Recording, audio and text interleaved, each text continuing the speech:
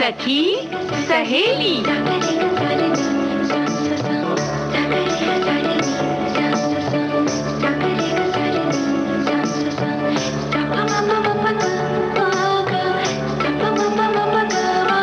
सखी सहेली।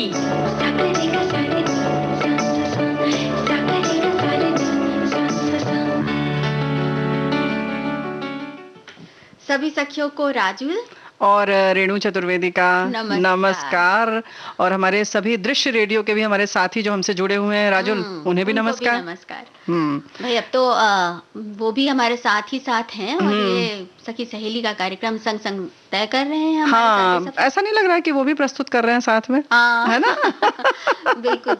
अच्छा रेणु जी, आज हम लोग कुछ खास करने वाले हैं और वो खास इसलिए भी खास है क्योंकि वो जो जीवन में एक बहुत महत्वपूर्ण भूमिका हमारे निभाते हैं, उनके विषय में बात करने वाले। जी हाँ, शिक्षक दिवस। लेकिन उसके साथ साथ आज जो हम करियर की बात करेंगे, यानी कि रोजगार की बात करेंगे, उसमें बहुत अलग हटके विषय है और वो है हेल्थ केयर। हाँ, मेडिकल टूरिज्म के बारे में बात जी हाँ, ये पर्यटन और स्वास्थ्य दोनों जुड़ी हुई बातें हैं और बड़ी मजेदार बात है और कुछ नया सा है ये। हाँ, जो कि आजकल बहुत चल रहा है। बिल्कुल। और वहीं हमारी जो सखी विशेष में हमारी जो बिटिया है, उनके बारे में बात करेंगे। तानिया सचदेव कौन सा खेल खेलती हैं? शतरंज खेलती हैं। क्या जबरदस्त खेलती हैं, बड़ों को बिल्कुल पटकनी। यानी बुद्धि के खेल वाला मामला है यहाँ पर, तो है ना? और भाई हमारे साथियों ने भी फिर इसी तरह से लिखकर भेजा है कि जब शिक्षक की जैसे तुमने बात की, तो आप लिखते हैं कि हमारे ज्ञान से हमारे जीवन को आलोकित करने वाले समस्त गुरुजनों को अंतर्राष्ट्रीय शिक्षक दिवस की हार्दिक शुभकामनाएं। शिक्षक समाज के पथ प्रदर्शक होते हैं। शिक्षकों के मार्गदर्शन में आज भारत की युवा पीढ़ी निरंतर आगे बढ़कर राष्ट्र के विकास में अपना योगदान दे रही है। क्या बात है ना? बिल्कुल सही कहा उन्होंने। और विश्व शिक्षक दिवस की उन सभी शिक्षकों को और उनसे पढ़ने वालों को भी ढेर सारी शुभकामनाएं। जी हाँ, और भले ही ना पढ़े हो, लेकिन शिक्षक तो वही है जो कुछ भी बता जाए या किसी भी तरह की शिक्षा दे जाए, चाहे वो उम्र में बड़ा हो या उम्र में छोटा। बिल्कुल, है ना? तो वो हमारा शिक्षक हो जाता है। और शिक्षक तो है सब जगह, हमें शिष्य बनने के लिए हर समय तैयार रहना चाहिए, है ना? क्या बात है, बिल्कुल, है कि नहीं? बिल्कुल। जहाँ से भी ज्ञान मिले, जहाँ से भी कुछ शिक्षा मिले, बस अर्जित कर लीजिए। कुंभ की तरह बनना चाहिए, क्योंकि गुरु तो कुम्हार है ही। हाँ, तो कैसे भी ढाल देंगे। बिल्कुल तो, सही। ये जो विश्व शिक्षक दिवस है, जैसे कि भारत में होता है 5 सितंबर को होता है, सर्वपल्ली डॉक्टर राधाकृष्णन के जन्मदिन पर होता है। और ये जो शिक्षक दिवस है, ये हमारे विश्व स्तर पर, अंतर्राष्ट्रीय स्तर पर मनाया जाता है। वैसे रेणु जी, अलग अलग देशों में अलग अलग दिन मनाया जाता है, लेकिन ये पूरे विश्व में मनाया जाता है। जी, तो यानी कि पूरे विश्व में जो मनाया जाता है, ऐसे अंतर्राष्ट्रीय शिक्षक दिवस की एक बार फिर से बधाई, है ना? और हमारे साथियों ने लिखा, जैसे तुमने बताया कि मनाया गया, और हम तो 5 सितंबर को मनाते हैं डॉक्टर सर्वपल्ली राधाकृष्णन जी के जन्मदिन पर, लेकिन 100 से अधिक देश इसे मनाते हैं। और ये जो है, हालांकि इसे मनाने के लिए यूनेस्को और अंतर्राष्ट्रीय श्रम संगठन ने 1966 में एक प्रस्ताव पारित किया था, जिसे 5 अक्टूबर 1994 को स्वीकार किया गया। यानी तब से मना रहे हैं हम। तब से मना रहे हैं। और ये स्वीकृति इस तरह से हुई थी कि इस पे 100 देशों ने बाकायदा सिफारिश की थी कि इस तरह का कोई दिन होना चाहिए। तो 1966 के इस प्रस्ताव में क्या क्या खास बातें थी, ये जरा गौर करने वाली बातें हैं, क्योंकि शिक्षकों की स्थितियों पर इस पर विचार किया गया था। शिक्षा कर्मियों की नीति, भर्ती और प्रारंभिक प्रशिक्षण की बात कही गई थी, और साथ ही साथ शिक्षकों की सतत शिक्षा, मतलब वो भी अपडेट रहे हमेशा, वो जो आज के जमाने में हो रहा है उसके बारे में उन्हें जानकारी रहे। उनके रोजगार और काम करने की स्थिति के बारे में एक तयशुदा रूपरेखा तैयार हो, ऐसा विचार किया गया था। बिल्कुल, देखो, शिक्षक सतत शिक्षक रहता है, वैसे भी कहते हैं विद्यार्थी भी रहता है, तो एक सीखने की जो प्रक्रिया है वो कहते हैं ना सतत चलती रहती है। तो इस विचार से कि शिक्षक किस तरह से और शिक्षित होते रहें ताकि बच्चों को उसी तरह से मिलता रहे। जैसे तुमने कहा ना कुम्हार, तो भाई कुम्हार जब जैसे गढ़ता है तो कुंभकार जो होता है उसके लिए बहुत अपडेट रहना जरूरी है ना, कि आज किस शेप में चाहिए बच्चे, उसी तरह से तैयार करें, है कि नहीं? तो ये सारी चीजें तो है ही। उसके साथ साथ एक बात और है, एक शिक्षक कितने बच्चों को एक साथ पढ़ा सकता है, और जो कि सही हो। पढ़ाने को तो 100 बच्चों को भी पढ़ा सकता है, लेकिन ज्ञान पूरी तरह से पहुंच सके, शिक्षक का, गुरु का जो जिम्मेदारी है वो शिष्य के प्रति पूरी हो सके, उसकी भी एक बहुत उसके लिए पढ़ाई की जाती है। देखा जाता है कि 20, 22, 40, 70 कितने बच्चों को एक कक्षा में हो तो शिक्षक सही ढंग से उन्हें पूरी तरह से देखभाल उनकी कर सके, है ना? एक क्षमता होती है हर चीज की। तो ऐसे ही शिक्षक की होती है। तो ये सब जब विश्व शिक्षक दिवस या कोई भी हम दिवस मनाते हैं तो इन सारे उसके जो पहलू होते हैं उन पर विचार किया जाता है, गहन अध्ययन किया जाता है, शोध होता है उस पर, और तब जाके कुछ निर्णय लिया जाता है ना। बिल्कुल। दुनिया के शिक्षक जो भूमिका निभा रहे हैं उसे सराहा जाए, उसका सही मूल्यांकन हो, और अगर सुधार की जरूरत हो तो वो भी किया जाए, उसके लिए जरूरी कदम उठाए जाए। यही है दिवस मनाने का। हाँ। और साथ ही शिक्षकों और शिक्षण से संबंधित मुद्दों पर गंभीरता से विचार किया जाए। जी हाँ, पूरी दुनिया में शिक्षक दिवस के विभिन्न आयोजन होते हैं। साथ ही यूनेस्को और अंतर्राष्ट्रीय शिक्षा समाज द्वारा विद्यार्थियों के विकास में शिक्षकों के योगदान को समझने के लिए अभियान चलाया जाता है, और इसके लिए यूनेस्को और सरकारी संस्था और मीडिया संस्थानों से भी यूनेस्को जो है वो साझेदारी करता है, क्योंकि सब जब मिलकर काम करते हैं तब कुछ एक नया कुछ निखर कर आता है, निकल कर आता है ना। बिल्कुल। और खास बात तो ये है रेणु जी कि शिक्षक दिवस पर शिक्षकों का सम्मान किया जाता है। कितनी बार हमें भी याद आता है कि जब टीचर्स डे होता था तो नए नए गिफ्ट और क्या क्या कार्ड्स बनाना, और ये और फिर बच्चे भी बनाते हैं, बहुत जोश में बनाते हैं। लेकिन अगर विद्यालय के स्तर पर अगर शिक्षकों को सम्मानित किया जाता है तो उसकी बात ही कुछ और होती है। यानी कि जब हम कोई काम करते हैं और उसे कोई पहचान मिलती है या कोई सम्मानित करता है तो कहते हैं हम दुगने उत्साह से आगे बढ़ते हैं। और शिक्षकों का इस तरीके से, जैसा हम बार बार कह रहे हैं कि उनकी एक जिम्मेदारी है समाज को बनाने में, गढ़ने में, तो उनका उत्साहवर्धन, उनको पहचान मिलना, उनके काम को सराहना बहुत आवश्यक है। अभी आपने कहा ना कि काम कर रहे हैं, तो विश्व शिक्षक दिवस पे जो काम कर रहे हैं शिक्षक, जो पढ़ा रहे हैं, उनको तो सम्मानित किया ही जाता है, साथ ही साथ उनको भी सम्मानित किया जाता है जो सेवानिवृत्त हो चुके हैं। क्या बात है, कितनी बढ़िया बात है कि होना भी चाहिए। रिटायर्ड टीचर जो है उसको बुलाकर मंच पर सम्मानित किया जा रहा है, और कितनी खुशी होती है। देखो बिल्कुल खुशी तो होगी ही, और वैसे उस शिक्षक को भी, क्योंकि फिर जैसे बात होती है ना, शिक्षक हमेशा शिक्षक रहता है। क्योंकि अक्सर हम किसी से बात करते हैं तो हम कह देते हैं कि टीचर हो क्या कहीं, है ना। पता चल जाता है क्योंकि जो उनके बताने की और सिखाने की जो क्षमता है वो हर जगह दिखाई दे जाती है। और वो कहीं ना कहीं किसी ना किसी रूप में, जरूरी नहीं कि आप वेतन लेकर ही शिक्षा दें, आप अपने आसपास भी जो शिक्षा दे रहे हैं वो भी एक शिक्षा है, आप शिक्षक हैं। तो इन सारी चीजों के लिए बहुत जरूरी है कि सेवानिवृत्त शिक्षक को भी सम्मानित किया जाए, और इस तरीके से उनका जो योगदान है उसको पहचाना जाए। और हर वर्ष एक कोई थीम होती है ना। बिल्कुल। तो इस बार विश्व शिक्षक दिवस की थीम है शिक्षक बढ़ते संकट के बीच भविष्य की नई कल्पना, यानी टीचर्स लीडिंग इन क्राइसिस, री इमेजिनिंग इन फ्यूचर। क्या बात है, यानी सतत विकास लक्ष्य के तहत एजुकेशन, इसके बाद की जो भविष्य की भी योजना है, ये तो अभी क्राइसिस की बात है, लेकिन और भी भविष्य की योजनाएं बन चुकी हैं। तो सतत विकास लक्ष्य के तहत एजुकेशन 2030 यानी 2030 एजेंडा के अंतर्गत 2030 तक सर्व शिक्षा लक्ष्य प्राप्त करने के लिए शिक्षकों के योगदान को सर्वोच्च मान्यता देने के लिए कही गई है।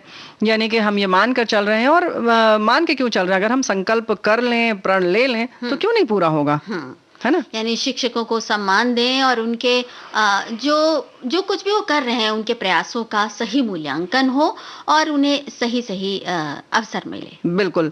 और हमारे साथी जो लिखकर भेज रहे हैं उन्हें भी हम अवसर देते हैं, उनकी बात को सम्मान देते हैं। आप लिखते हैं कि इस दृश्य श्रव्य कड़ी से जुड़ने वाले सभी श्रोता भाई बहनों को नमस्कार। विश्व शिक्षक दिवस पर बधाई एवं शुभकामनाएं। स्वास्थ्य पर्यटन नई दिशा के करियर मार्गदर्शन लेंगे और स्मार्टफोन से जुड़ी सावधानियां भी सुनेंगे। ये तो हमने देखो बताया ही नहीं था। ये बेहद जरूरी और सामायिक विषय है। विश्व शिक्षक दिवस ये विश्व भर के शिक्षकों के प्रति एक प्रकार से आदरांजलि प्रस्तुत करने का अवसर होता है। शिक्षक महान मित्र और दार्शनिक होते हैं जो जीवन में हमारा मार्गदर्शन करते हैं। विश्व शिक्षक दिवस का मूल उद्देश्य दुनिया भर में शिक्षकों की स्थिति की सराहना, मूल्यांकन और सुधार करना है। इस दिन को शिक्षकों के शिक्षण से संबंधित मुद्दों पर विचार करने और उन्हें संबोधित करने के अवसर के रूप में देखा जाता है। बहुत बहुत धन्यवाद, आपने बहुत सारगर्भित बात की।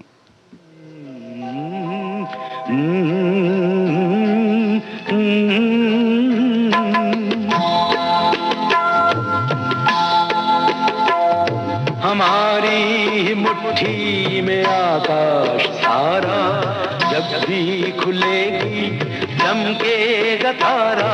हमारी मुट्ठी में आकाश सारा, जब भी खुलेगी चमकेगा तारा। कभी ना ढले जो वो ही सितारा, दिशा जिससे पहचान संसार सारा।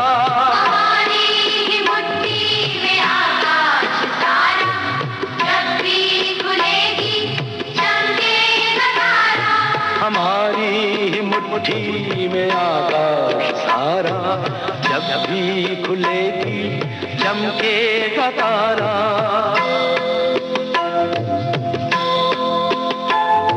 हथेली पे रेखाएं हैं सब अधूरी, किसने लिखी है नहीं जानना है।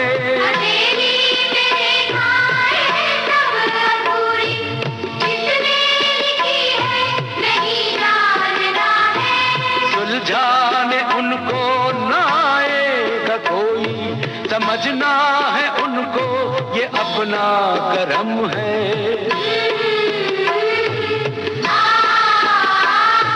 अपने कर्म से दिखाना है सबको, खुद का पनपना उभरना है खुद को। अंधेरा मिटाए जो नन्हा शरारा, दिशा जिससे पहचान संसार सारा।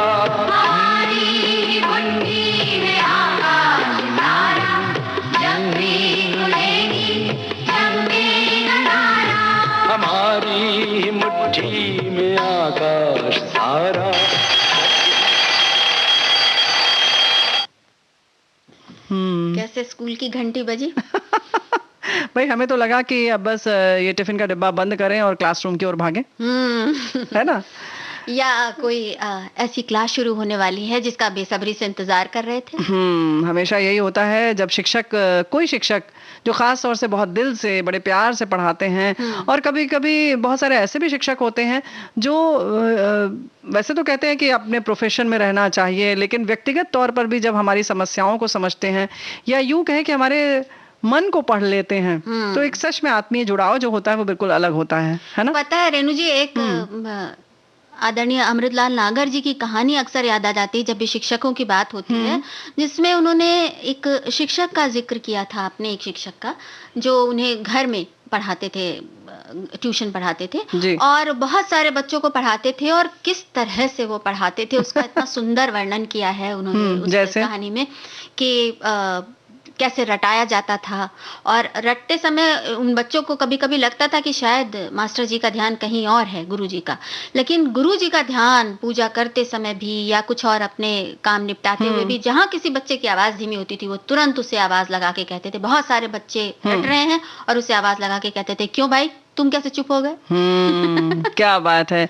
यानी कि बिल्कुल दिल वहीं जुड़ा रहता था कि बच्चा, कौन सा बच्चा बदमाशी कर रहा है, बदमाशी इन द सेंस की कोताही कर रहा है, थोड़ा सा जी जान अपनी बचा रहा है कि इतनी मेहनत क्यों करे 2 दूनी 4 पढ़ने के लिए, है ना? लेकिन वो जो रट्टे पर लगाते थे हम लोग ना, पूरा क्लास एक साथ, उसका मजा ही कुछ और था। और उस कहानी में एक जगह पर शायद अंत में कुछ ऐसी बात है कि उन्हें परीक्षा फल का बड़ा बेसब्री से इंतजार रहता था सब बच्चों का, और इतना इंतजार रहता था कि उसमें वो बेसब्री से इंतजार उसका करते थे और दूर से कहते थे कि हमें पता लग जाना चाहिए कि सब बच्चे पास हुए अच्छे नंबरों से। तो कुछ न कुछ ऐसे बता देते थे कि ऐसा कुछ भी लेकर हाथ में आओ तो मुझे दूर से ही दिख जाए कि सब पास हो गए हैं। जी। और एक बार उन्होंने बच्चों को कहा कि तुम तरबूज की फांक लेकर आना। अच्छा। और सब बच्चे लेकर आए, तो जिनके जो कहानी लिख रहे हैं यानी कि अमृतलाल नागर जी, तो वो कहते हैं कि उस दिन मेरा जूता कुछ काट रहा था और तरबूज के ठेले तक जाते जाते वो भी खत्म हो गया था, तो मुझे तरबूज भी नहीं मिला, तो मैं लंगड़ाता हुआ सबसे पीछे आ रहा था, तो उन्हें लगा कि मैं ही फेल हो गया। हाँ। और उन्हें बहुत दुख हुआ इस बात का, और उन्होंने सबसे पहले जो पास हुए थे उनसे तो कुछ नहीं कहा, मुझे बुला के कहा क्या हुआ, फेल हो गए? तो उन्होंने तब जब उन्होंने बताया तो कहा अरे तुमने तो मेरी जान निकाल दी थी, मुझे लगा फेल। सोचिए कितने दिल से जुड़े। सच बात है, यानी कि ऐसा नहीं कि उनको सिर्फ अपने पढ़ाने के लिए तक ही उन्होंने अपनी जिम्मेदारी महसूस करते हैं शिक्षक, बल्कि ये तक भी देखते हैं कि कितना नंबर आया, और इसके बाद बच्चे अगर हमारे विद्यालय से, हमारी कक्षा से निकल जाएंगे तो आगे क्या करेंगे। एक एक से पूछते हैं तुम क्या बनना चाहते हो, ऐसे करो वैसे करो, कभी कभी तो फॉर्म तक ला के देते हैं कि ये वाला भरो, तुम्हारे लिए ये अच्छा रहेगा, यहाँ आवेदन करो, देखो यहाँ पर नौकरी के लिए निकला है, तुम्हारे घर में आर्थिक समस्या है तो तुम पहले ये भी साथ में कर लो, टाइपिंग सीख लो। मतलब इस तरीके का जो कहते हैं ना कि व्यक्तिगत जुड़ाव जो होता है, और समझना कि बच्चे का भविष्य क्या होगा और किसकी कितनी क्षमता है और कहाँ तक क्या कर सकता है, ये एक शिक्षक बहुत अच्छी तरह समझ सकता है। बिल्कुल है ना? बिल्कुल सही। और आज बिल्कुल विश्वास है रेणु जी की हमारी बातें सुन सुन के जो हमारे सुनने वाले हैं या जो हमें देख रहे हैं विजुअल रेडियो पर जी, उनको आज जाने अपने कितने सारे शिक्षकों की याद आ रही होगी। जरूर। और बड़ी अच्छी सी मीठी सी याद आ रही होगी। तो अगर आपको कुछ अच्छी सी याद आ रही होगी जरूर, हाँ। थोड़ा सा लिख दीजिए फेसबुक पर, तो हम बाकी लोगों को भी सुना देंगे। जैसे अभी राजुल ने सुनाया अमृतलाल नागर बाबूजी की कहानी का ये अंश, वाकई बहुत अच्छा लगा, बहुत ही प्यारा। और शिक्षक की बात जब आती है तो वैसे तो कहते हैं कि माँ पहली शिक्षिका होती है, पहली शिक्षक होती है, घर सबसे पहली पाठशाला हमारी होती है, और तभी इस तरीके से तानिया सचदेव जैसे बच्चे आगे निकलते हैं, है ना? बिल्कुल बिल्कुल सही कहा आपने। तानिया सचदेव ने को हाथ पकड़कर शतरंज की दुनिया में ले जाने वाली उनकी माँ ही थी। जी हाँ, उनको खुद बहुत रुचि थी और उन्होंने कुछ इस तरह से किया कि तानिया जो है एक मिसाल बन गई। ये शतरंज की खिलाड़ी हैं, उन्होंने अंतर्राष्ट्रीय स्तर पर पहचान बनाई। तानिया सचदेव को अंतर्राष्ट्रीय चेस का सर्वोच्च खिताब इंटरनेशनल मास्टर और वुमेन ग्रैंड मास्टर मिला है। तानिया सचदेव 2 बार भारतीय महिला चेस चैंपियन रही हैं। वो 2007 में एशियन महिला चेस चैंपियन बनी और 3 सालों तक यानी 2016, 2018 और 2019 में कॉमनवेल्थ चेस चैंपियन रह चुकी हैं। उन्होंने अपना पहला अंतर्राष्ट्रीय खिताब जीता था, तब वो सिर्फ और सिर्फ 8 साल की थी। क्या बात है, कितना अच्छा लगा होगा। मतलब जब ये सोचो कि 8 साल के बच्चे को इस तरह से कोई सम्मान मिले, और कैसे तैयार किया होगा उनकी माँ तो गढ़ने के लिए ही होती हैं। बिल्कुल। उपलब्धियों की अगर बात करें तो ये तो तुमने बताया 8 वर्ष की उम्र की बात, फिर 12 वर्ष की कम आयु वर्ग श्रेणी में यानी कि अंडर 12 भारतीय champion, Asian under 14 girls champion और अंडर 12 डिवीजन में वर्ल्ड यूथ चेस चैंपियनशिप जीत चुकी हैं। तो यानी कि कह सकते हैं कि हिंदुस्तान की ओर से इनका एक छत्र राज्य, और ये पहली हैं जिनमें इतना नाम हुआ इनका।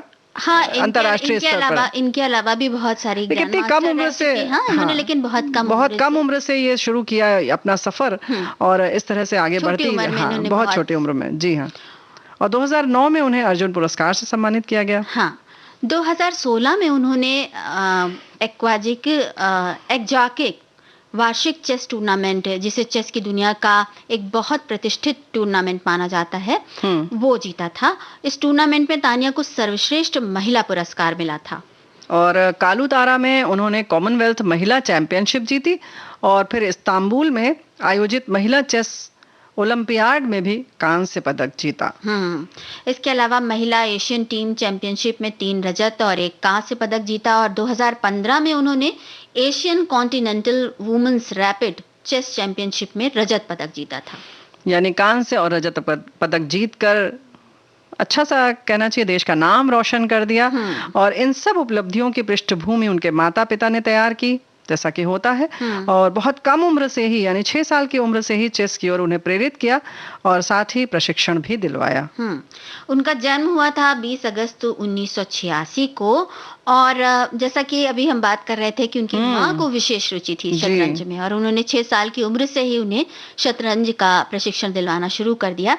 वैसे रेणु जी, तानिया सचदेव चेस की दुनिया का तो चमकता सितारा है ही, उन्हें और भी बहुत सारे शौक हैं। जैसे उन्हें फोटोशूट का बहुत शौक है। हाँ, ये सब चीजें बड़ी मतलब कहना चाहिए कि अनोखी सी हैं। कहीं से अगर हम जोड़े हैं तो कहीं तार नहीं जुड़ते, लेकिन फोटोशूट, फिर मॉडलिंग करना, मतलब रैंप वॉक करना, बिल्कुल अलग है ना। ऐसे कहते हैं कि जो चेस खेलता है मतलब सौंदर्य और बुद्धि का बहुत सुंदर मिश्रण है। बिल्कुल सही बात है, बहुत खूबसूरत। क्योंकि अक्सर ऐसा सोचते हैं जो चेस खेलता है उसको बाकी दुनिया से कोई मतलब नहीं होता है, वो बस गर्दन झुका के एक मोटे शीशे वाला चश्मा लगाकर और पूरा दिमाग दिल सब उसी में लगाता है, इधर उधर करने में लगा देता है। बाकी मोहरों को इधर उधर करता है, खुद के बारे में कुछ नहीं सोचता होगा। लेकिन ये तो भाई रैंप वॉक भी कर चुकी है और प्रशिक्षित क्लासिकल डांसर भी हैं ये, और साथ ही साथ चेस कमेंट्रेटर भी रही हैं ये। तो बहुत सारे इनके व्यक्तित्व के अलग अलग जिसको कहते हैं ना पहलू हैं, और हर तरफ इन्होंने एक नया कीर्तिमान सा स्थापित किया है। तो वाकई ये बात बड़ी खास है कि अगर आप किसी दिशा में आगे बढ़ रहे हैं तो इसका मतलब ये नहीं है कि उस दिशा में आगे बढ़ते हुए आप जीवन से मुंह मोड़ लें और जो सामान्य लोग करते हैं उस तरफ ध्यान ना दें। ये कोई जरूरी नहीं है, ये इसका ज्वलंत उदाहरण है। बिल्कुल, हाँ, बिल्कुल सही तुमने कहा। ऐसा ना हो कि आप बिल्कुल उसी में रम जाएं और बाकी दीन दुनिया से कोई मतलब ना हो। लेकिन सामान्य जीवन जीने वाले चेस भी खेल सकते हैं, चेस खेलने वाले भी सामान्य जीवन जी सकते हैं, और पूरा दुनिया मतलब कह सकते हैं कि जिंदगी का पूरा आनंद उठा रही हैं, और जो जो उनके शौक हैं वो भी पूरा कर रही हैं। ये बहुत बड़ी बात है ना। तो भाई यही बात है ना कि सपने देखती हैं और सपने को सच करने की लिए जो कोशिशें होती हैं उन्हें भी करती चलती हैं। तो ये भाई खास बात है। बिल्कुल, तो खास बात है, तो एक खास गीत भी सुन लेते हैं।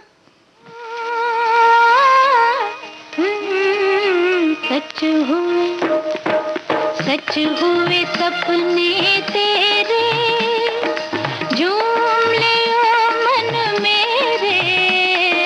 सच हुए सपने तेरे, झूम ले ओ मन मेरे।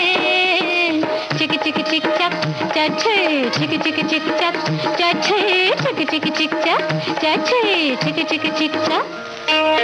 सच हुए सपने तेरे।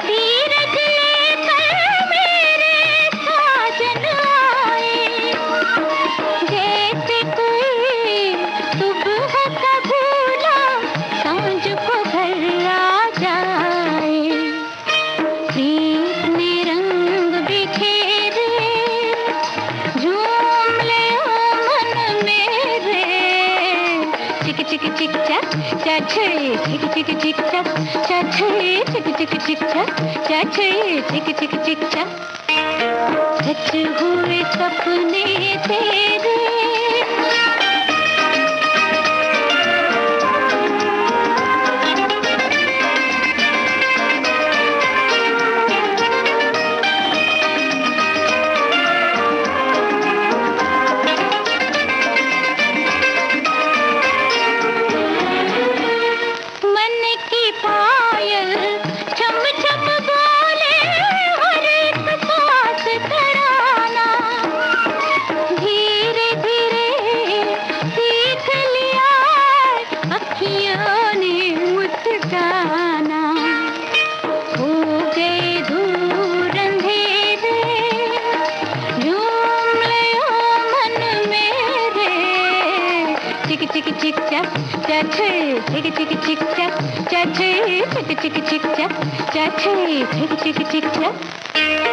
सच हुए सपने तेरे।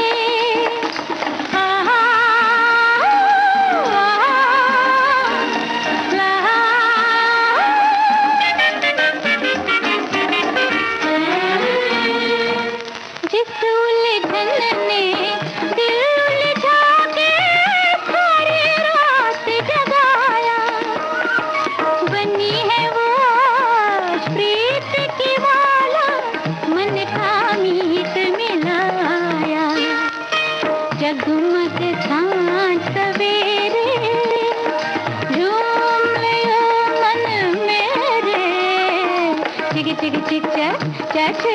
चिक चिक चिक चक चाचे चिक चिक चिक चक चाचे चिक चिक चिक चक सच हुए सपने रेणु जी, सपनों को सच करने का एक जो मूल मंत्र होता है क्या? ये होता है कि जितनी शिद्दत से सपने देखे जाएं उतनी ही शिद्दत से मेहनत पूरे करने की कोशिश की जाए। मेहनत की जाए मतलब। मेहनत की। लेकिन जो सपने की बात आ गई तो हमारे बहुत सारे साथी ने अपने सपने लिखकर भेजना शुरू कर दिया है। सपने तो नहीं कह सकते, हाँ यादों के पन्ने में चले गए, उन्होंने थोड़े पन्ने पलट लिए और कह रहे हैं आज का कार्यक्रम आपने शिक्षकों पर रखकर मुझे मेरे स्कूली जीवन की तथा उस दौरान हमारे जो शिक्षक रहे उनकी याद दिला दी। पुरानी स्मृतियों को आंखों के सामने ताज़ा हो गई हैं। बचपन में कुछ शरारतों की वजह से शिक्षकों से पिटाई भी बहुत खाई है। तो भाई होता तो था उस जमाने में। हाँ। और घर वालों की तरफ से भी पूरी छूट रहती थी कि भाई ये आपका बच्चा है, आपको ढालना है, तो आपको जैसे जरूरत पड़ेगी वैसे इसको तोड़ मरोड़ लीजिएगा। तो वो सच में मरोड़े जाते थे, तोड़े जाते थे, है ना? सही बात है। और थोड़ा सा दंड भी होता था, लेकिन दुलार भी होता था। कुछ अच्छा काम करने पे शिक्षक की शाबाशी कितना मायने रखती देखो थी। एक बात ये बताओ, जो दुलार करेगा वही तो डांटेगा भी ना, जिसको नहीं तो वैसे अगर सड़क चलते हम किसी से क्यों नहीं बात करते, सही बात नहीं सुधारने की कोशिश करते, क्योंकि कोई मतलब नहीं होता। जब जहां मतलब होता है, जहां अपनापन होता है, वहीं होता है ये प्लस माइनस दोनों चीजें ना। केवल प्लस प्लस नहीं होगा, ये माइनस कहा जाता है, लेकिन कहीं ना कहीं देखा जाए प्लस है ये। बिल्कुल है ना? बिल्कुल सही कहा आपने जी। जब जहां पर तार जुड़ते हैं, जहां पर ऐसा लगता है कि कोई सीधा सीधा संबंध है, रिश्ता है, तभी कुछ कहा जाता है और तभी कुछ सुना जाता है। भाई तार तुमने कह दिया तो कसना तो पड़ेगा ना। बिल्कुल सही कहा है कि नहीं? जहां कसेंगे जरूरत नहीं तो होगी फिर बेसुरा हो जाएगा। जहां जरूरत होगी तो उसको थोड़ा सा ढीला किया जाएगा, जहां जरूरत होगी तो थोड़ा करके उसको टाइट किया जाएगा, कसा जाएगा। तो ये सब तो जिंदगी में हमारे हिस्से हैं और बहुत अहम समय है इन सब चीज़ों का। तो इस सब के लिए तैयार रहना चाहिए। लेकिन तैयार तो ये जो है ना भविष्य वाली बात, शिक्षकों की जब बात आती है तो बात होता है ना कि बहुत हमारा भविष्य तय कर देते हैं हमारे शिक्षक, और बहुत हद तक समझते हैं हमें, क्योंकि घर में हम उतना नहीं पढ़ाई करते और बच्चे माता पिता से जुड़ते हैं अलग तरह से, लेकिन हमारी शिक्षा में क्या क्षमता है ये हमारे शिक्षक ही समझ पाते हैं। बिल्कुल, क्या रुचियां हैं, किस तरह का रुझान है, ये सभी शिक्षक समझ जाते हैं और फिर उसी तरह से कई बार बच्चों को उस तरफ, जैसे अक्सर ऐसा होता है कि हायर सेकेंडरी के बाद कोई शिक्षक ही बताता है कि तुम फला तरफ जाओ तो तुम्हें जरूर अच्छा करोगे। क्योंकि सब बच्चों का ये स्पष्ट हो कि उसे क्या बनना है ये जरूरी नहीं है। कुछ लोग होते हैं कक्षा 8-9 में ही कर लेते हैं तय कि हमें यही करना है, कुछ है नहीं समझ पाते। तो ऐसा नहीं है कि, पहली बात तो ये भी हम यहाँ से जरूर कहना चाहेंगे राजू, कि उनको बड़े उससे देखा जाता है कि अरे तुमने अभी तक ये भी नहीं सोचा कि तुम्हें क्या करना है। तो भाई ऐसा न सोचे। बहुत मतलब सोचते हैं कि अरे ये तो इसकी सबसे ज्यादा मतलब कहना चाहिए कि ये तो बिल्कुल असफल अभी ही हो गया कि अगर वो ये नहीं सोच पा रहा है कि उसे क्या बनना है। तो होता है, ऐसा नहीं है कि हर व्यक्ति अपने भविष्य का निर्धारण कर ले या निश्चित तय कर ले कि हमें ये करना है, तो खुला रहने दीजिए उसको। और फिर थोड़ा बहुत तो हम बता ही देते हैं।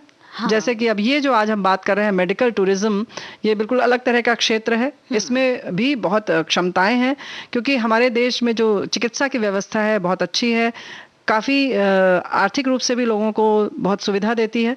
तो बहुत सारे लोग इसमें आ रहे हैं, बाहर से काम कर यहाँ पर वो करने, चिकित्सा के क्षेत्र में यानी अपना इलाज कराने के लिए आते हैं। तो उन्हें गाइड करना, उनकी पूरी व्यवस्था करना, ये भी एक बहुत बड़ा व्यवसाय बन गया है। और इसमें कई संभावनाएं हैं। तो आज हम इसी के बारे में बात करने जा रहे हैं, क्योंकि भारत को चिकित्सा पर्यटन के क्षेत्र में एक बहुत सशक्त देश माना जा रहा है। तो इसलिए देखा ही होगा कि हर साल दुनिया के बहुत सारे देशों से यहाँ पर आते हैं लोग इलाज कराने के लिए, और इसकी वजह से चिकित्सा पर्यटन जो है यानी मेडिकल टूरिज्म, ये भविष्य बनाने का एक अच्छा विकल्प माना जा रहा है। मेडिकल टूरिज्म में टूरिज्म इंडस्ट्री और मेडिकल केयर के सहयोग से पर्यटकों को कम खर्च पर चिकित्सा सुविधा उपलब्ध कराई जाती है। इलाज के साथ सैलानियों को उस जगह को घूमने का अवसर भी मिलता है, और इस प्रक्रिया में प्रायः इलाज के लिए आने वालों की काफी बचत होती है। और सच बात है कि जब आदमी, कभी कभी तो लोग परिवार के साथ में आते हैं, कभी नहीं है परिवार में बहुत सदस्य, तो जाहिर है कि वो चाहते हैं कि हम कहाँ इलाज करवा लें। उसके साथ साथ जैसी अगर तबीयत ऐसी है कि जहां हम थोड़ा बहुत घूम सकते हैं तो कैसे करें, आए तो ठहरे कहाँ, खाएंगे कैसे, क्या करेंगे, उससे जुड़ी हुई बहुत सारी चीजें हैं। तो उन सबको मिलाकर एक समग्र रूप से कहा जाए तो पूरा पैकेज तैयार करना पड़ता है उनका। तो उस तरीके की व्यवस्था इसमें होती है। तो इसमें कहीं ना कहीं आपको कई चीजों का ज्ञान होना चाहिए। बिल्कुल। तो क्योंकि इलाज के अलावा इसमें पर्यटन गतिविधियां भी होती हैं, तो बहुत सारी चीजें इसलिए इसीलिए शामिल की थी। अच्छा, इसमें जो विषय शैक्षिक योग्यता है उसके भी बारे में पहले बता देते हैं कि हायर सेकेंडरी या स्नातक के बाद मेडिकल टूरिज्म का जो कोर्स है वो किया जा सकता है। और भारत में कई संस्थान हैं जो कि सर्टिफिकेट कोर्स करवाते हैं, डिप्लोमा कोर्स करवाते हैं, स्नातकोत्तर भी करवाते हैं। हाँ, और MBA भी करवाते कोर्स भी हैं, संचालित होते हैं। हैं। तो इस तरह के कई सारे कोर्सेज हैं। इनमें से अपनी रुचि का जो भी आपको अच्छा लगे, जो आपके अनुकूल हो, वो आप कोर्स चुन सकते हैं। बिल्कुल सही बात है। तो इसमें क्या है कि जैसे हमने पहले भी कहा कि इसमें कई आपकी क्षमताएं जो हैं वो अच्छी होनी चाहिए कई दिशा में। तो जैसे पढ़ाई के साथ इस क्षेत्र में सफल होने के लिए बातचीत करना आपको बहुत अच्छे से आना चाहिए। जैसे जो पर्यटन की खूबी है, पर्यटन के तरह से आप गाइड के तौर पर जिसमें बनते हैं, उसमें जो खूबियां चाहिए वो भी आपको होनी चाहिए, ताकि उनको बहुत अच्छी तरह से आप समझा सकें कि कहाँ कैसे घूमना है। या आपको खुद बहुत जानकारी होनी चाहिए घूमने फिरने की जगहों की।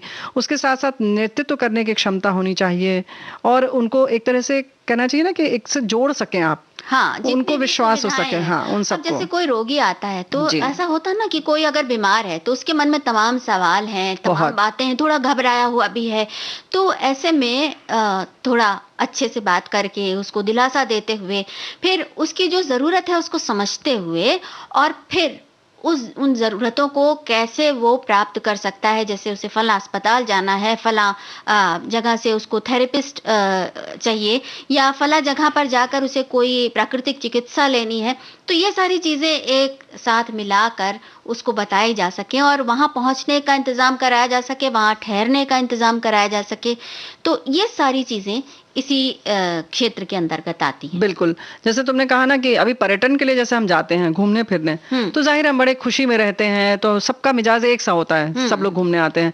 लेकिन ये जो क्षेत्र है इसमें एक तो पर्यटन तो है ही, लेकिन साथ में मनस्थिति सबकी अलग होती है, आर्थिक स्थिति अलग होती है। हाँ। अब इलाज जो है एक आवश्यक चीज है ना। घूमना तो तब आपके पास जब पैसा होता है तभी आप जाते हैं। यहाँ पर हो सकता है आपके पास पैसे कम हो। इन सारी स्थितियों को देखते हुए बीमारी सब अलग अलग तरह की होती है। कुछ बीमारियों में तो आप उनको घुमा सकते हैं, कुछ में नहीं घुमा सकते। कुछ में आप ऐसी जगह पे ले जा सकते हैं जहां उन्हें प्राकृतिक वातावरण चाहिए, और कहीं ऐसा है कि आप संग्रहालय आदि में भी ले जा सकते हैं। तो ये सब चीजें आपको देखना होगा। तो ऐसे में हमें लगता है कहीं ना कहीं आपको मेडिकल का भी ज्ञान होना चाहिए, दूसरा पर्यटन का भी, स्थान विशेष का भी ध्यान होना चाहिए। तो ये सारी चीजें चाहिए इसके लिए। और जैसे तुमने कहा ना कि समझाना, विश्वास दिलाना, उनके में आत्मविश्वास जगाना कि नहीं आप ठीक हो जाएंगे, या जो भी चीज उनको मतलब बराबर मनोवैज्ञानिक रूप से भी पूरी इलाज के लिए तैयार रखना, तभी उनका इलाज भी बेहतर हो सकेगा। बिल्कुल। और इसके साथ ही साथ विभिन्न अस्पतालों की भी जानकारी होनी चाहिए कि जो सर्वश्रेष्ठ चिकित्सा जहाँ पर मिल सकती हो, जो कहते हैं ना विशिष्ट स्पेशलिस्ट जो होते हैं जहाँ पर, वहां तक पहुंचाया जा सके उनको। तो कुछ ऐसी जानकारियां भी होनी चाहिए। और किसी खास चीज का अगर कोई खास इलाज है और वो इलाज कहाँ पर हो रहा है, या फला दवा कहाँ पर मिल रही है, ये सब चीजें उपलब्ध कराने का एकदम तैयार रहना चाहिए। यानी पूरा सबका समन्वित रूप है ये। मतलब ये जो व्यवसाय, हाँ, सब चीजों का एकदम समेकित रूप से जब आप उसको इकट्ठा कर लेंगे तभी आप इस दिशा में, इस क्षेत्र में सफल हो सकेंगे। तो आप कदम बढ़ाइए, देखिए, और वाकई मजा आएगा जब आपको ये लगेगा कि कहीं ना कहीं से राजुल, आपका तो मतलब इसमें जीविकोपार्जन आप कर ही रहे हैं, लेकिन कहीं ना कहीं सेवा भी कर रहे हैं, दुआएं भी ले रहे हैं। अगर आप बहुत बेहतर तरीके से करेंगे तो देखिए जब आप वो व्यक्ति ठीक होकर जाता है तो आपको कितनी खुशी मिलती है, धन के साथ साथ। बिल्कुल बिल्कुल। हेल्थ केयर के अलावा पर्यटन के क्षेत्र में करियर बनाने के अनेक विकल्प हैं, जिनमें से आप खुद चुनाव कर सकते हैं। जैसे अगर आपने ये किया है तो आप गेस्ट रिलेशनशिप मैनेजर बन सकते हैं, या हॉस्पिटल एडमिनिस्ट्रेटर बन सकते हैं, या फिर आप स्पा में थेरेपिस्ट के रूप में काम कर सकते हैं, या शेफ के तौर पर प्राइवेट या सरकारी अस्पतालों में काम कर सकते हैं। एयरलाइंस हैं, होटल्स हैं, वहाँ पर भी आवश्यकता पड़ती है कुछ इस तरह के लोगों की जो विशेष रूप से अगर किसी कोई आया है उनका मेहमान, हाँ, इस चिकित्सा के उद्देश्य से आया है, तो वो उनको पूरी तरह से गाइड कर सके और पूरी तरह से उसका हम साथी बन सके, कहना चाहिए ना। कुछ इस तरह से बने कि उन्हें लगे कि हमें कोई यहाँ मित्र मिल गया और बहुत अच्छी तरीके से हमारी सारी व्यवस्था कर देगा। बिल्कुल, सलाह दी जा सके, समझाया जा सके। तो भाई बहुत सारी चीजें हैं, बहुत सारी बातें हैं, बहुत सारी सलाहें हैं जिन्हें देकर वो जो अभी हम लोगों ने बात की ना कि आम के आम और गुठलियों के दाम, यानी आप भी कहीं काम पर लगे हैं और दूसरों के साथ दूसरों की जो अच्छी भावनाएं हैं, दुआएं हैं, वो भी आपको मिल रही है। सही बात है। तो ये कुछ ऐसा क्षेत्र है और अभी इसमें संभावनाएं भी बहुत है। संभावनाएं तो हर क्षेत्र में है, बस दिल से किया जाए, ईमानदारी से किया जाए, है ना। फिलहाल हम ईमानदारी से गीत सुनवा सकते हैं। हाँ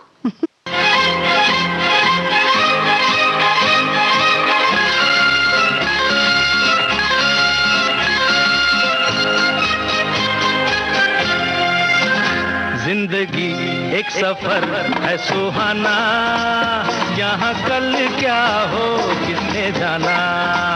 जिंदगी एक सफर है सुहाना, यहाँ कल क्या हो किसने जाना।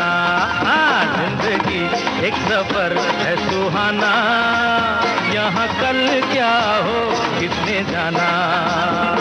अरे ओडले ओडले ओ, ओडले ओडले ओ, ओडले ओडले ओ, ओडले ओडले ओ, ओडले ओडले ओ, ओडले ओडले ओ, ओडले ओडले ओ, ओडले ओडले ओ।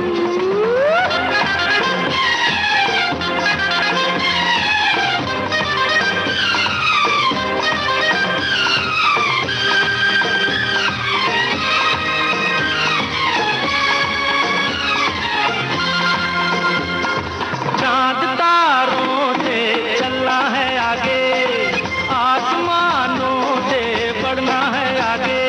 अरे चांद तारों से चलना है आगे, आसमानों से बढ़ना है आगे। पीछे रह जाएगा ये जमाना, यहाँ कल क्या हो किसने जाना। जिंदगी एक सफर है सुहाना, यहाँ कल क्या हो किसने जाना। ओडले ओडले ओ, ओडले ओडले ओ, ओडले ओडले ओ, ओडले ओडले ओ, ओडले ओडले ओ, ओडले ओडले ओ।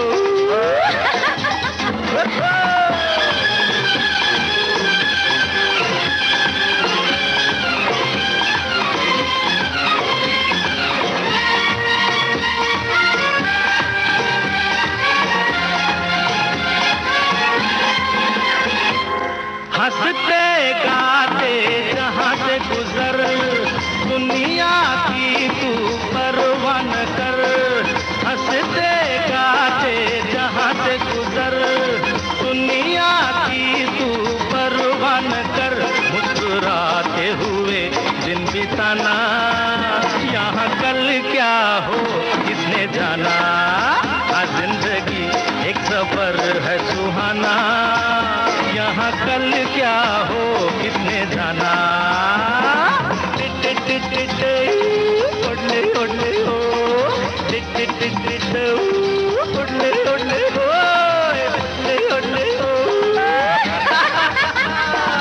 ओडले ओडले ओ।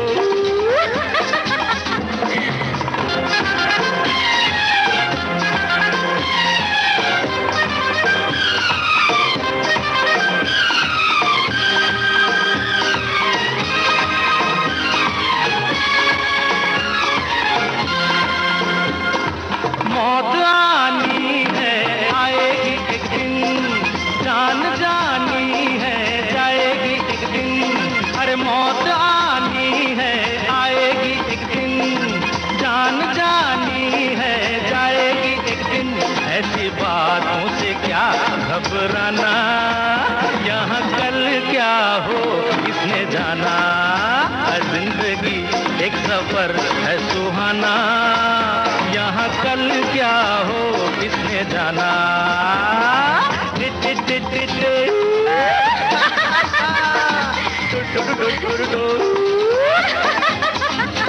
अरे ओडले ओडले ओ,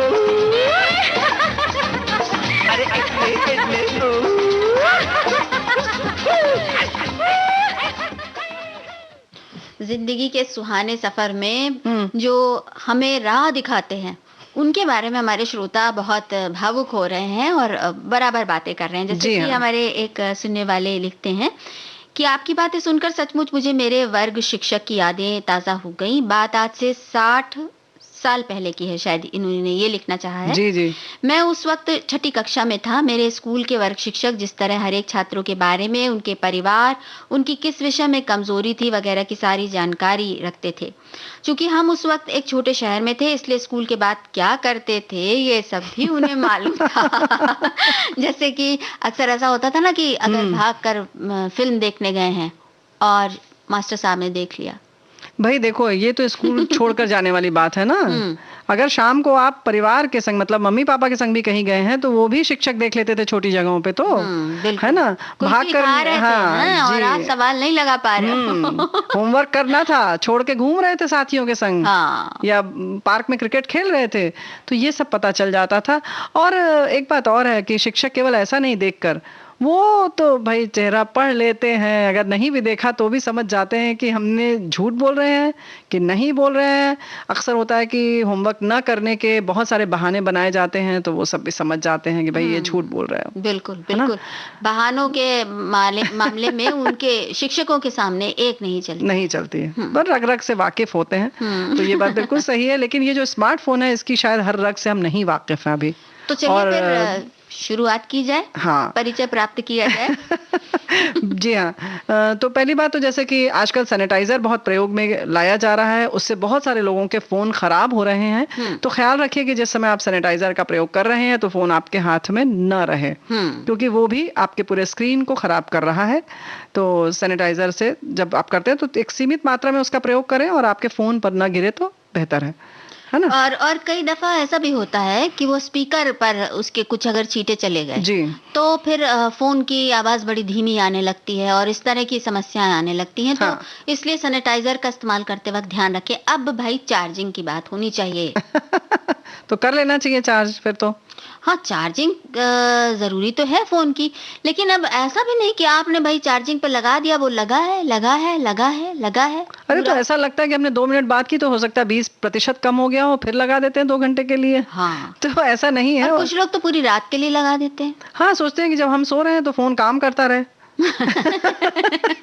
मतलब हम सोए और फोन जो है वो लगा रहे। जी हाँ, तो इस बात का ख्याल रखें। और अब तो बहुत सारे ऐसे फोन हैं जो बहुत तीव्र गति से चार्ज हो जाते हैं, तो ध्यान रखिए इस बात का। और इसके संग संग और भी है कि अक्सर जो है बैटरी फूलते लगती है। हम सोचते हैं अभी तो चल रहा है, ठोक पीट के दबा दुबू के किसी तरह से काम चलाते रहते हैं और बैटरी का भी ध्यान नहीं रखते। हालांकि अब तो बहुत सारे ऐसे हैं कि बैटरी फूलने वाला दिन गया, लेकिन फिर भी हाँ, जिनके पास अभी ऐसे फोन हैं और अगर ऐसा दिख रहा है कि चार्जिंग में जैसा समय पहले लगता था, जितना समय, उससे ज्यादा समय लग रहा है, तो बिल्कुल सजग हो जाएं, क्योंकि ये एक इशारा हो सकता है कि आपकी बैटरी खराब हो रही है। तो उस वक्त ये समय आ गया है कि आप बैटरी बदल लें। लेकिन भाई, आप बैटरी बदल रहे हैं तो फोन तो आपको बिल्कुल इस्तेमाल करना है और उसका पूरा उपयोग करना है, और उससे कितने बड़े बड़े काम आप कर डालते हैं। तो बैटरी के मामले में इतनी कंजूसी क्यों कि आपने कोई भी बैटरी, नकली बैटरी ले ली और उसको लगा लिया और पता चला कि बस उस बैटरी से रेणु जी दुर्घटनाएं भी होती हैं बहुत ज्यादा, नकली बैटरी। हाँ, तो यानी कि जो आपकी ओरिजिनल बैटरी होती है उसी का प्रयोग करें। उस समय आप पैसे का मुंह ना देखें, क्योंकि वाकई बैटरी बहुत दिनों बाद खराब होती है। तो अगर आपका चलिए 5,000 का फोन है या 8,000 का है, और बैटरी में जो ओरिजिनल होती है उसमें बहुत ज्यादा फर्क भी नहीं होता है। कभी 250 की आती है सस्ती वाली, और जो सही ओरिजिनल होती है उसकी, उस कंपनी की जिसका फोन है, 500 या 700 तक की आती है। तो एक बार आप पैसा लगा दें, ऐसा ना सोचें कि ये क्या है, क्योंकि उससे पूरा फोन आपका खराब हो जाएगा। तो आप सोचिए वो 5,000 10,000 का जो नुकसान होगा, उससे बेहतर है कि इस समय आप 1,000-2,000 का मुंह ना देखें। बिल्कुल, है ना। तो सही बैटरी का प्रयोग करें, जिस कंपनी का फोन है और उसमें जो बैटरी लगती है सिर्फ उसी का प्रयोग करें। बिल्कुल। और एक बात और है रेणु जी कि अक्सर ऐसा होता है कि भाई सफर पर जा रहे हैं, अब फोन चार्ज नहीं, चलो कार में कर लेंगे और उस समय आपने लगा दिया अडॉप्टर में, लगा दिया फोन, तो बहुत जरूरी हो तब तो कार के अडॉप्टर का प्रयोग करें चार्जिंग के लिए, अन्यथा ना करें। बार बार रोज रोज उसी पर निर्भर ना रहें, घर से चार्ज करके या आप कार्यालय जा रहे हैं तो कार्यालय में जाकर चार्ज कर लें। कार के अडॉप्टर से बार बार अगर आप चार्ज कर रहे हैं तो इससे भी बैटरी पर असर पड़ता है, क्योंकि जो उसमें जो बिजली आती है, जो उसकी गति होती है या जो कहते हैं तेजी होती है, वो अलग होती है और ये फोन में हानिकारक होती है। ये तो हो गई कार की बात, लेकिन इससे ज्यादा बड़ी बात तो तब होती है जब ट्रेन के उससे हम करते हैं, उसमें बहुत ज्यादा पावरफुल आती है बिजली। और उसमें अगर आपने किया तो अक्सर खराब होने की संभावना बढ़ जाती है, तो सजग रहिए, ट्रेन में बिल्कुल ना करें तो बेहतर है। और एक बात और कि भाई जब सर्दियां आती हैं तो आराम से गुनगुनी धूप का आनंद लेते हुए खिड़की के पास बैठ गए और वहीं पर अपना मोबाइल भी चार्जिंग के लिए रख लिया, देखते भी जा रहे हैं बीच बीच में और फोन भी चार्ज हो रहा है, धूप भी सेकी जा रही है। अरे तो विटामिन डी चाहिए ना, तो फोन को नहीं चाहिए विटामिन डी। ऐसा? हाँ, उसको कहाँ से मिलेगा? धूप में बिल्कुल चार्ज ना करें तो रसोई में रख देंगी फिर तो। ओहो, ये तो और भी बड़ी दुर्घटना का आपने संकेत दे दिया है। और क्या? अच्छा, ऐसा होता है कि हमारी सखियां या बहुत सी स्त्रियां ऐसी होती हैं कि बात करते करते अचानक फोन आया, किसी सखी का फोन आ गया और खाना बनाते हुए बात करते करते उन्होंने फोन उठा, बात की और अचानक देखा कि अच्छा सब्जी जल रही है और उसको चलाने के लिए उन्होंने फोन किनारे रख दिया गैस के बिल्कुल पास। ऐसे ना कहो, हमारी बहनों को केवल कह रही हो, भाई लोग भी तो चाय बनाते हैं, सब्जी बनाते हैं, खिचड़ी भी बनाते हैं। पता कि भाई लोग क्या क्या बनाते हैं? बिल्कुल बनाते हैं और वो भी कर सकते हैं ऐसा, तो सभी लोग सजग रहें और जब भी इस तरीके से ज्वलनशील चीज के पास जाए तो फोन को न ले जाए। और भाई देखो, फिर बात आती है ट्रैफिक की, तो बात हम अक्सर करते हैं, उससे ट्रैफिक प्रभावित होता है, लेकिन फोन को नुकसान नहीं होता वहां पर। लेकिन हम जब ट्रैफिक की बात करते हैं और ऐसे ही घर में खाने या किसी समय खाना बनाने के समय की बात है, तो थोड़ा सा उस समय विराम दे दे और जिसका फोन आया उसको बताकर काट दे फोन कि भाई हम 2 मिनट बाद करते हैं फोन, अभी हम रोटी सेक रहे हैं या हम चाय बना रहे हैं, है ना। और यहाँ पर भी थोड़ा सा अगर आप अल्प विराम ले लेंगे तो कोई गुनाह नहीं हो जाएगा। हाँ, बिल्कुल।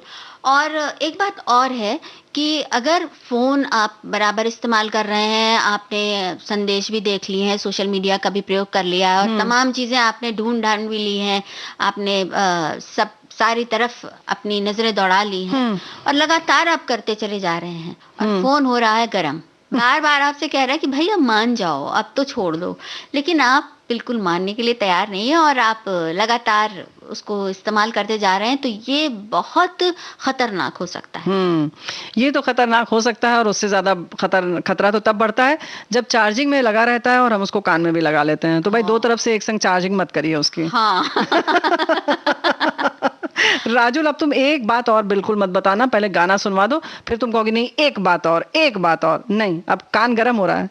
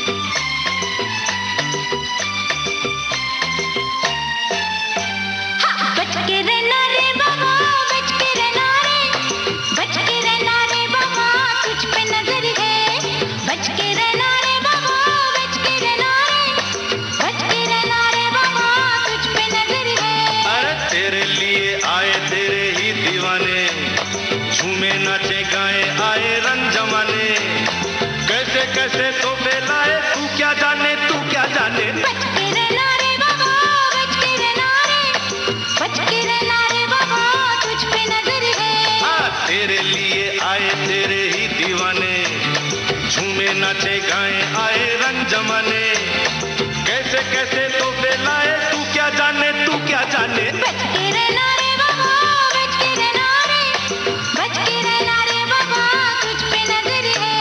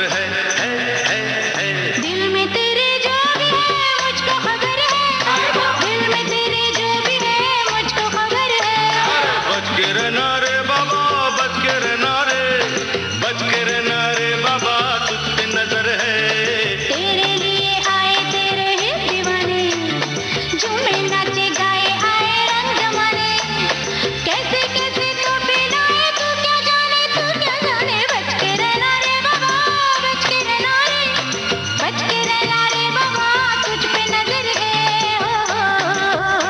हो, हो, हो, हो, हो।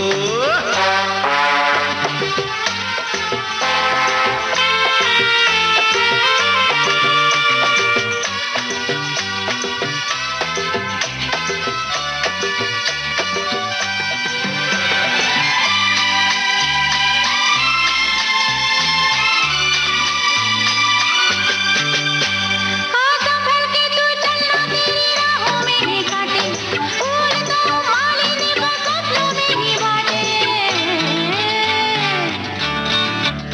हाँ संभल के तू चलना तेरी राहों में ही काटे, फूल तो मालिनी बस सपनों में ही बाटे। तो तू मेहरबान रहे, तो मेरा दिल ये कहे, बड़ी आसान डगर है।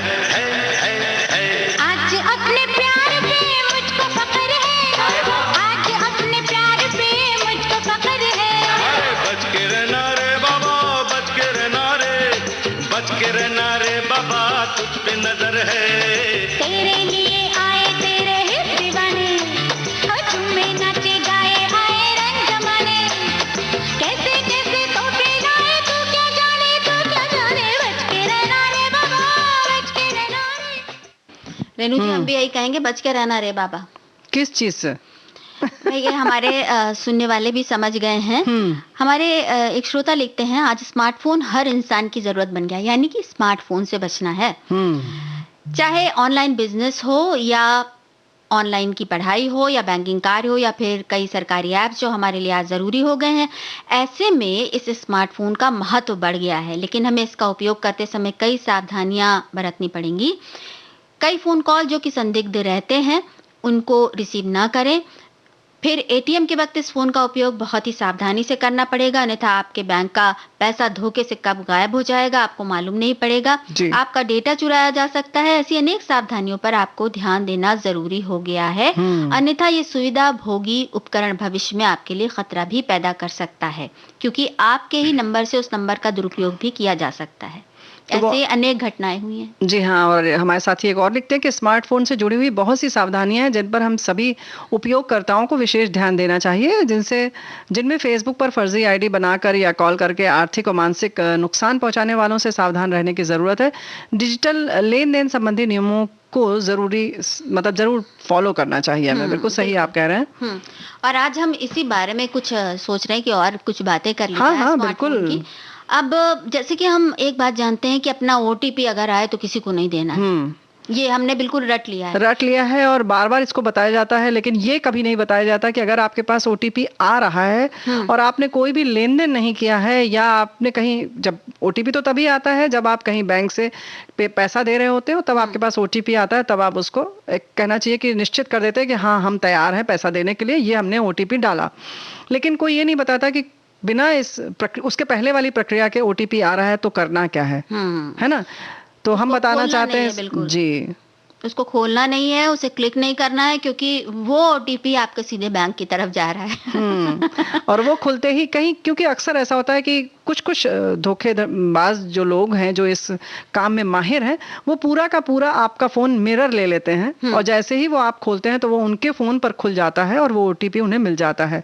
उसका वो इस्तेमाल करते हैं और फिर आपका पैसा जो भी होता है नुकसान उस तरह से हो जाता है। तो ये एक बात हो गई। दूसरा ये है कि इंटरनेट कनेक्शन अक्सर हम रेलवे प्लेटफॉर्म पर या कहीं पर भी ऐसी जगह पर मॉल में गए और हम वहाँ का इंटरनेट प्रयोग में लेना शुरू कर देते हैं। तो ये कितना सुरक्षित है? बड़ा बड़ा लेन देन करने लगते हैं, तो ये भी सुरक्षित नहीं है। घर से या कार्यालय से का जो इंटरनेट है उस पर ही या वाईफाई है उसका उपयोग करें, क्योंकि वो सुरक्षित है। यानी फिर अपने डाटा का प्रयोग करें, लेकिन वो उस वाईफाई का प्रयोग न करें। और कंप्यूटर हमेशा लॉग ऑफ कर दें जी। और जो कैश मेमोरी है उसको भी हमेशा मतलब समय समय पर आप क्लियर करते रहें, साफ करते रहें उसको, ताकि किसी और को वो न मिल जाए। अगर कहीं से आपका वो डेटा चुरा भी लेते हैं तो उनको बाकी हिस्ट्री नहीं मिलनी चाहिए। बिल्कुल, है ना? और इसके अलावा अगर आप कोई सामान खरीदना चाह रहे हैं तो सुरक्षित साइट पर लॉग ऑन करें। अब सुरक्षित साइट आप कैसे पहचानेंगे कि जो ब्राउजर स्टेटस बार होता है वहां पर लॉक लगा हो, या कि फिर HTTPS ये लिखा देखा होगा आपने। तो ये लिखा हो, ये URL हो, तो यहाँ पर S का मतलब होता है सेफ, यानी सुरक्षित। जी। तो ये देख लें, तभी उस साइट पर क्लिक करें और उससे आगे का कोई भी जो काम करना है उसी साइट से करें आप। तो इस तरह से ध्यान रखें। उसके बाद फिशिंग ईमेल से सावधान रहें। ये ईमेल जो होता है बैंक या शॉपिंग वेबसाइट या बड़े कारोबारी संस्थान से भेजी हुई लगती है। और इस तरह से ऐसे एक बात और है कि इसके साथ साथ ये भी कहना चाहेंगे कि आपका जो फोन है, पैसा जहां से आप देते हैं, हो सके तो आप उस अकाउंट में बहुत कम पैसा रखें ताकि आप सुरक्षित रहें। हाँ, ये बहुत तो एक सीमित मात्रा में रखें। हाँ, सबसे पहला उसूल है। हाँ। तो फिशिंग ईमेल के बारे में आपको ऐसा लगेगा कि कोई बहुत प्रतिष्ठित संस्थान से आई है या कहीं ऐसी जगह से आई है जहां से आप सामान अक्सर खरीदते रहते हैं, लेकिन उस ईमेल को की जो भाषा होती है, उसमें जो आपसे मांगा जाता है कि आप अपनी जानकारी दें, वो जानकारी कभी नहीं देनी चाहिए, क्योंकि ये पहचान है कि उस ईमेल में कहीं ना कहीं कोई ना कोई शब्द गलत लिखा होगा, वो बिल्कुल सही नहीं होगा। तो इस तरह के फिशिंग ईमेल से सावधान रहें और उन पर कभी भी क्लिक ना करें, क्योंकि वो सीधे आपकी जो व्यक्तिगत जानकारियां हैं वहां तक पहुंच जाते हैं। और अक्सर कभी कुछ आप अगर बातचीत कर रहे हैं, जैसे कुछ आप ढूंढते हैं, जैसे अगर हमें छोटा सा मान लीजिए किसी कुरियर सर्विस को ढूंढना है, तो अक्सर हम मेल पर जाते हैं, गूगल पे या किसी भी साइट पर ऐसे ढूंढना शुरू कर देते हैं। अब वहां से आप कभी ना लें, क्योंकि वहां पर भी बहुत सारी ऐसी फर्जी चीजें पड़ी हैं जो सचमुच आपको धोखा देने के लिए ही हैं। तो उनसे जो लिए हुए नंबर हैं उन पर एतबार ना करें। बिल्कुल। और वायरस और साइबर अटैक से बचाव में एंटीवायरस बहुत काम आता है। तो सस्ते या फ्री एंटीवायरस के चक्कर में ना पड़े। समय समय पर अपडेट करते रहें। और अगर आपको किसी ऐसे लेन देन का पता चलता है जो कि आपने नहीं किया है, तो तत्काल अपने बैंक से इस बारे में शिकायत करें। इसके साथ साथ एक बात और है कि अक्सर जैसे अभी हमने बताया कि आपने कोई नंबर कहीं से ढूंढा साइट से, तो उसका प्रयोग ना करें। और अगर आप ढूंढ रहे हैं किसी चीज का, मान लीजिए किसी डॉक्टर का आप ढूंढ रहे हैं और सामने से आपके पास फोन आ रहा है कि आप डॉक्टर का नंबर ढूंढ रहे हैं, तो आप उस पर बिल्कुल एतबार ना करें, क्योंकि ये लोग उसमें रहते हैं ताक में कि अच्छा राजुल को अभी जरूरत है डॉक्टर की, तो बस इस नंबर पे 4 उन्होंने डॉक्टर को तलाशा, तो हम पकड़ लें इनको। और मानसिक रूप से ये परेशान होंगी क्योंकि डॉक्टर तलाश रही हैं।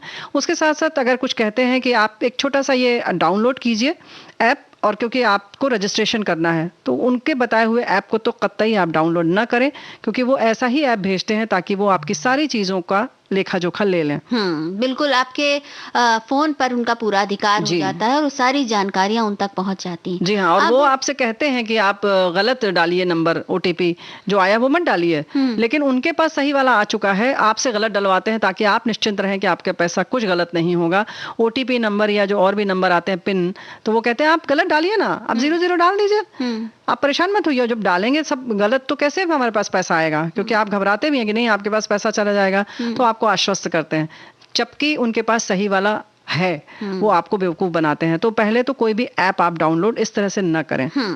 और अगर ऐप डाउनलोड करना जरूरी ही हो गया है, तो एक काम करें कि सही ऐप को पहचानें। सही ऐप डाउनलोड करने से पहले हमेशा उसके जो रिव्यू हैं, लिखा रहता है ना कि कुछ रेटिंग्स दी रहती हैं, रिव्यूज दिए रहते हैं, तो वो जरूर उस पर ध्यान दें।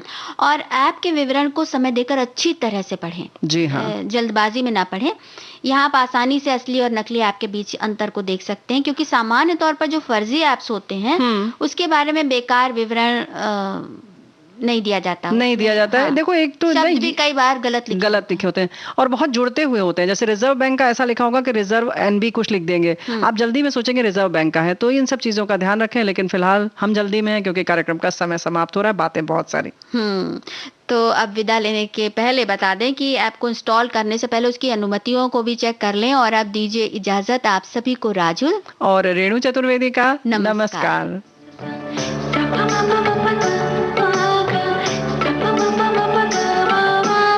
सखी सहेली।